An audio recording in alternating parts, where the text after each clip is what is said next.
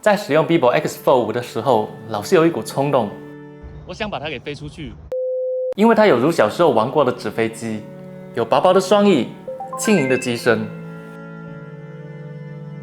这是即将发布的 vivo X Fold 5，它的外观和设计又进行了全面的升级，更轻、更薄、更有质感。它有多轻呢？比小时候喝的 AD 钙奶还轻，是全球最轻的大折叠。我这台是明白配色，至纯至白的简约美，百搭和耐看。但如果你需要一种先锋的感官，它还有豪车同款的轻松配色，既年轻又豪华。除此之外，还有比较 man 和酷的态度配色。而且从摄像头模组我们可以看到有潜望式长焦，依然也是旗舰的配置。它的原子工作台还能实现5个应用同频运行。